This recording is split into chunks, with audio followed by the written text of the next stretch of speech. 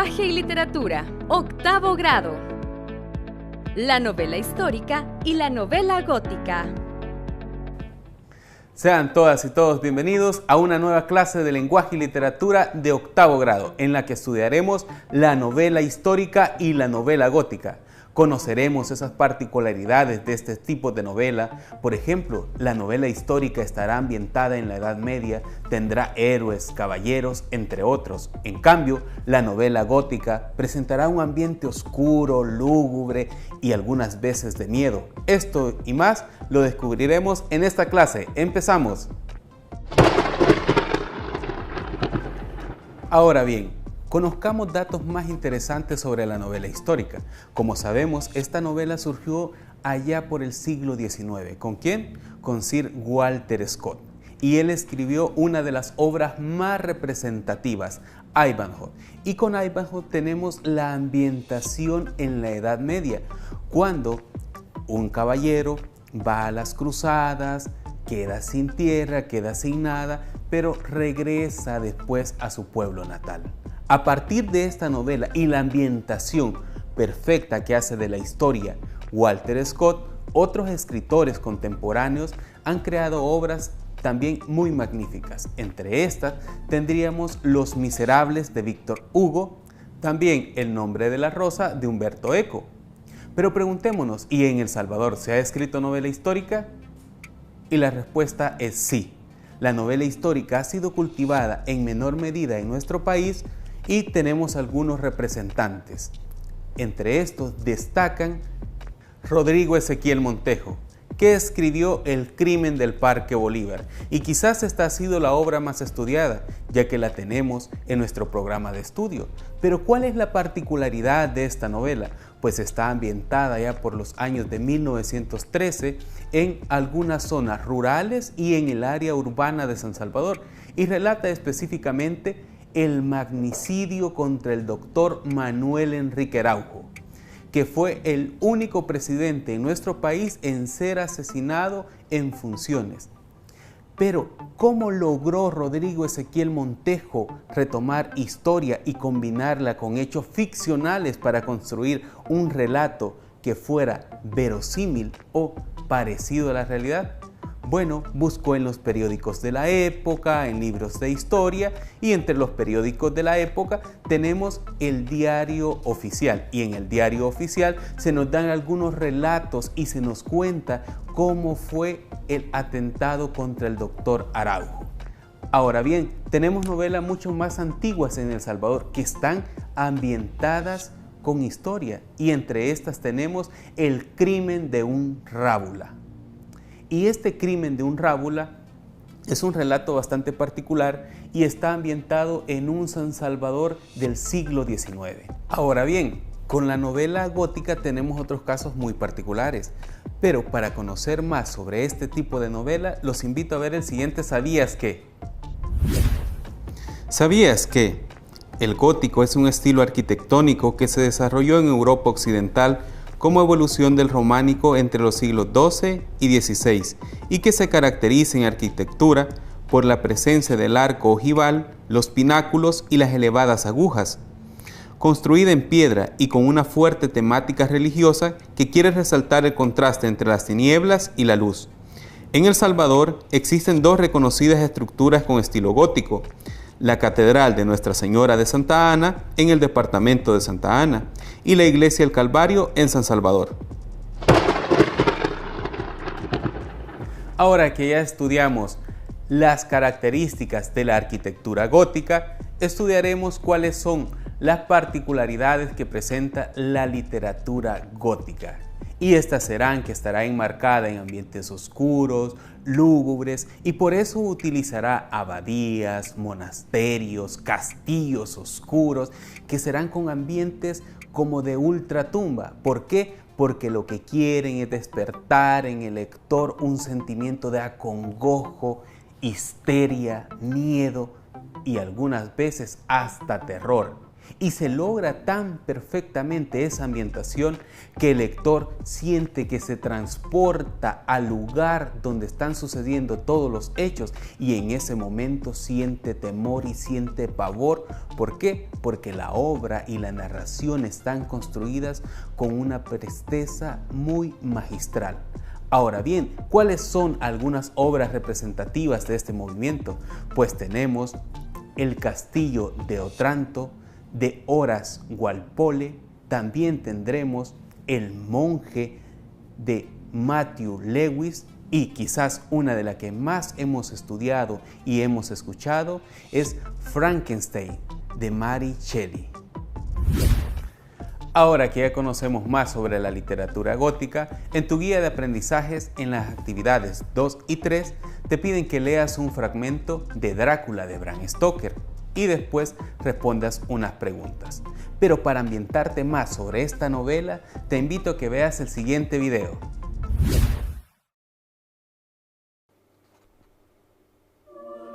Querido Jonathan, no he recibido noticias tuyas desde que te fuiste. Me han hablado de ese noble transilvano de familia centenaria. Dicen que habita en un castillo perdido en el corazón de los Cárpatos, que tiene miles de sirvientes pero que jamás he visto uno de ellos. Que su aspecto es pálido y cruel y rebosa de vitalidad a pesar de su edad. Mantén los ojos bien abiertos. Me pregunto dónde estarás y si estás pensando en mí. Ojalá estuvieras aquí. Lucy camina dormida más que nunca. Sus idas y venidas de la habitación me despiertan cada noche. Se está muriendo. Con lo bella y joven que es, ahora está pálida y con expresión demacrada. Sonámbula se asoma a la ventana. Busca algo o alguien. Vendrá un señor llamado Van Helsing a investigar el caso. Esta mañana en la costa de Yorkshire apareció una goleta extranjera con todas las velas desplegadas tras la tormenta. Había llegado misteriosamente al puerto, ya que atado al timón había un cadáver y era el único tripulante. Entre sus manos había un crucifijo de madera. Dicen que por donde tú estás ahora las personas llevan crucifijos y amuletos para protegerse, pero ¿de quién? Del mar brota un murmullo que suena como un presagio de condena. Tengo miedo, Jonathan. Escribe pronto. Buenas noches. ¿Quién anda ahí? ¿Lucy? ¡Oh! Dios mío, qué susto. Supongo que habréis escuchado la carta. Temo por la vida de mi marido en manos de ese hombre. ¿Habéis oído hablar de los Nosferatu? Lo peor es que esta novela de Bram Stoker está basada en Vlad Drácula, el empalador. Un príncipe de Rumanía que empaló a miles de personas. Invitaba a la gente a su casa a comer y los empalaba allí mismo, mojando el pan en la sangre de la víctima y luego comiéndolo. Esta novela mezcla el lado más oscuro de esta historia con la superstición y el cuestionamiento a la ciencia. El ser humano es limitado e imperfecto, así que ¿por qué la ciencia no iba a serlo? Además trata temas como el de la mujer en la época victoriana, el folclore, la sexualidad y mucho más.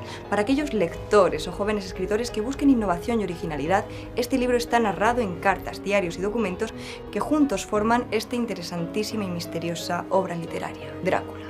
Les aseguro que no les dejará indiferentes, porque allá donde el lobo aúlle, escuchen el revoloteo de una polilla o el aleteo de un murciélago, recordarán que detrás de todo ello puede haber una fuerza de algún ente presente entre nosotros. Hasta la próxima, si la hubiere. Después de ver el video y de leer un fragmento de la novela Drácula, es necesario que hagamos un análisis de esta, y esto lo haremos a partir de unas preguntas que tienes en tu guía de aprendizaje. Primero debes analizar quién es el narrador, cuál es esa voz narrativa que nos está contando los hechos en la historia. También debes de caracterizar a los personajes. Asimismo, debes analizar las dimensiones, tanto temporales, espaciales, analizar cuál es el espacio donde se desarrollan las acciones. Asimismo, debes analizar cuál es el contexto histórico. Además, debes analizar lo estilístico de la novela. ¿Por qué? Porque allí puedes encontrar los elementos literarios. ¿Y cuáles son esos elementos literarios? Pues vienen dados por las figuras, y estas figuras pueden añadir elementos como repeticiones, pero serán con una finalidad literaria. Entre estas podrás encontrar la metáfora, la tautología, la etopeya, entre otras. Ahora hablemos de una novela histórica, La última guinda de José Rutilio Quesada. Para algunos teóricos, esta novela no va a ser teórica y nos darán otras posturas, como que es una novela biográfica, testimonial, y otros nos dirán que es una novela de tesis. Pero en este caso nosotros analizaremos el contenido. ¿Por qué? Por los hechos históricos que allí aparecen. Y si hablamos del contenido de la novela, esta tiene una particularidad. Su personaje principal es una mujer, Zenaida, una joven universitaria, hija de padres vendedores del mercado central, que a partir de los sucesos de la guerra trata de huir a Estados Unidos, pero es deportada. Cuando es deportada se une a la guerrilla. ¿Por qué? Porque allí está su novio peleando, Sabino. Para que conozcan más de esta novela, los invito a que escuchemos el siguiente fragmento. Se lo digo en serio, comienzo a considerar todo esto como algo inútil. Imagino que delineó las cosas como siempre. Educar a la gente, fundar parques nacionales, reservas biológicas para proteger la flora, la fauna. Bueno, esas y otras cosas más. Pero lo bueno fue cuando tiró la idea de los empleos ecológicos. Fue una bomba. Propuso que el gobierno instituyera un Consejo de Protección Ambiental. Una utopía, dirá usted. 50.000 empleos ecológicos. Sencillamente que ahora andamos 50.000 jóvenes, unos 40.000 soldados y unos 10.000 guerrilleros, usando todas nuestras energías, nuestros talentos y todo nuestro espíritu para destruirnos. 50.000 empleos, empleos de guerra, ¿lo ve? En lugar de reforestación, tierra arrasada. En vez de alfabetización, medicina, producción de alimentos y prosperidad. Tenemos atraso, destrucción, terror, muerte. Fíjese cómo los 50.000 empleos ecológicos que propuso Quinteros hace 12 o 15 años eran una monstruosidad económica, una herejía a las leyes. Ridículos, 50.000 empleos ecológicos, una utopía de lo más idiota. Pero los 50.000 empleos de guerra sí tienen validez económica y moral, ¿lo ve? He opinado con fuerza a favor del diálogo con el gobierno. ¿Cree que el gobierno desee sinceramente dialogar o solo son cosas de propaganda? Al hablar de propaganda se complican las cosas, compañera. ¿Cuántos de los jefes del frente desean realmente el diálogo? No lo sabemos tampoco. Lo importante es seguir promoviéndolo, pues si no se logra eso, la reconciliación, la paz del país se irán volviendo más lejanas. Se va a ir ampliando cada vez más. Nos va a atrapar el conflicto entre los dos grandes imperios. Prolongación de la guerra dejará postrado al pueblo salvadoreño por muchas décadas. José Rutilio Quesada. Después de escuchar el fragmento de la novela La última guinda, es necesario que hagas un análisis de algunos elementos que se te piden en tu guía de aprendizaje. Debes determinar cuál es el narrador, qué tipología de personajes aparece en el fragmento. Debes tomar en cuenta cuáles son las dimensiones temporales y espaciales y determinar cuál es la temática principal y la temática secundaria. Ahora bien, antes de terminar, aprendamos sobre la voz activa y la voz pasiva. Cuando nos referimos a la voz activa, estamos diciendo que en la oración el sujeto realiza la acción y el complemento la recibe. En cambio, en la voz pasiva, la acción del verbo es realizada por el complemento y la recibe el sujeto. Para comprender mejor esto, veamos algunos ejemplos en la cápsula siguiente. Ejemplos de voz activa y voz pasiva.